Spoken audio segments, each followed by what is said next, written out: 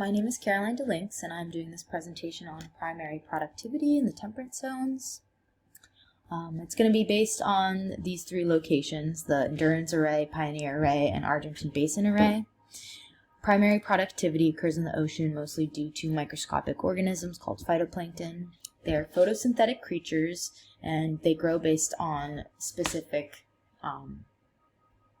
ideal conditions like sunlight, temperature, salinity levels, nutrient levels, and geography. I'm examining these organisms' productivity in these temperate zones. The Endurance Array is based on the Oregon Shelf in the North Pacific Ocean. The Pioneer Array is in the North Atlantic Ocean by Martha's Vineyard, and then the Argentine Basin is by Argentina in the South Atlantic Ocean.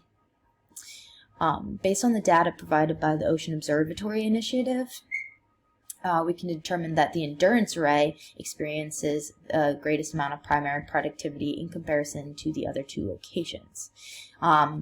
This has to do with the ideal factors that the Endurance Array has that promotes phytoplankton growth best.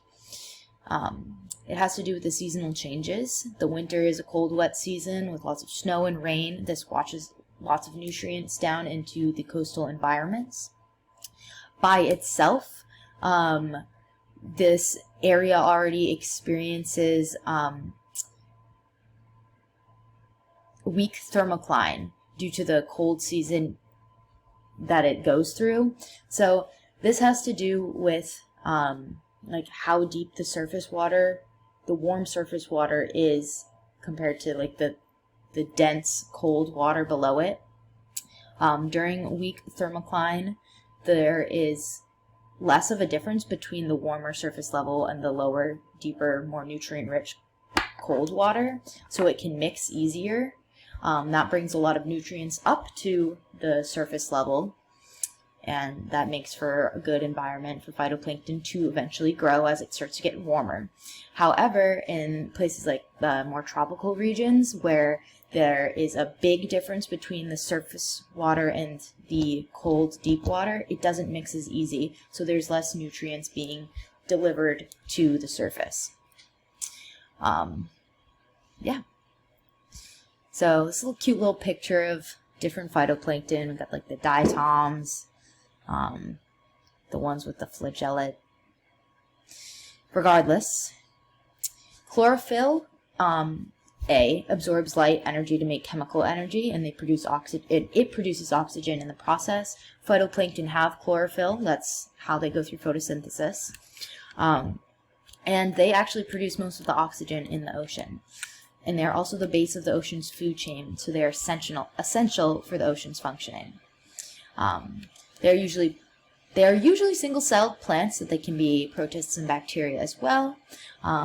They bloom in both salt and fresh water. And they bloom the best in warm, shallow water near the coast with plenty of sunlight and nutrients. The nutrients that are really important are nitrate and phosphorus, since those are essential for photosynthesis. Being close to the coast allows for shallower water, which gets warmer faster, and is also closest to the runoff, which can be a good and bad thing. So rainwater, like having that bring nutrient-rich soil into the water, can be a good thing.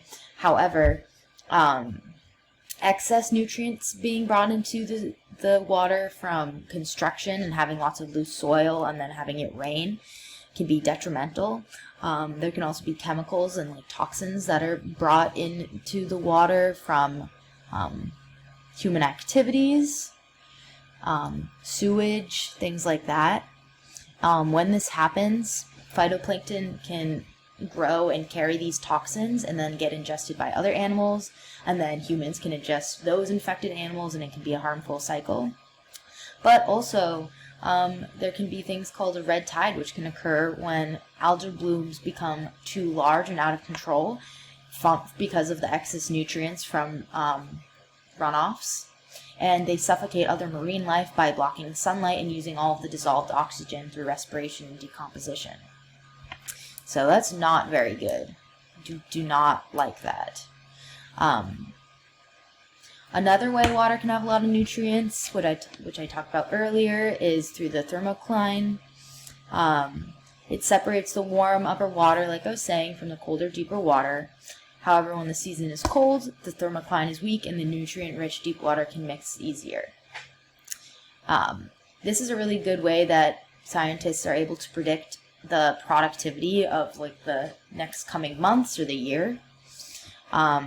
And we can see in the next graph I'll show you that there's a heavy nutrient deposit, and that happens in the spring, right after the snow melts and everything.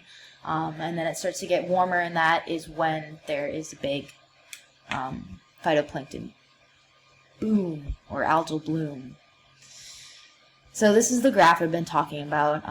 The blue is the endurance array. The Pioneer array is the yellow, and the Argentine Basin array is green. This just shows the chlorophyll concentration, but that can be compared to the phytoplankton growth, since they are the ones that contain lots of chlorophyll.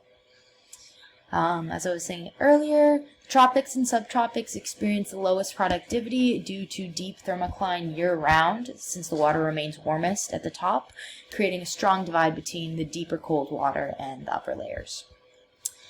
This makes nutrients sparse, since the nutrient-dense water isn't mixing with the surface very often. And that's why regions of higher latitude experience higher primary productivity. They're farther from the equator, where the thermocline is deep year-round, so because it's warmer near the equator. The overall results, move that up a little, they show that the endurance array halfway into April has a high concentration of chlorophyll, and it peaks in July and then goes back down by September. This means that phytoplankton were able to grow and photosynthesize best during those months. The best place for primary production is one of higher latitude that experiences seasonal changes of warm and cold seasons. And primary productivity will occur easiest in coastal waters, since they tend to be warm and have plenty of nutrients. Still water allows for easy phytoplankton growth as opposed to flowing water. However, bacteria can form and become harmful in water that is exceptionally still. We see that a lot in like marshes and things like that. And in conclusion, there are so many factors that play both a big and small role in primary productivity. Wind, for example, which I'm just bringing up now, plays a role, since it creates coastal upwelling as it blows the water and then allows for the nutrient-dense water to be brought up to the top. Populations of a city can change coastal productivity, since human activity has a massive impact on the environment. There's the sewage leakage, urban runoff, fertilizers, septic systems, and more.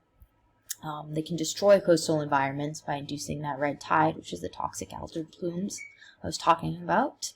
And construction, which can impact erosion and allow for even more urban runoff and things like that. And during the winter, dicing salts. That can be a huge impact. It can lower the pH level and be very harmful to the phytoplankton abundance. But overall, the most impactful things are the temperature, sunlight exposure, carbon dioxide levels, dissolved oxygen levels, and the nitrate levels.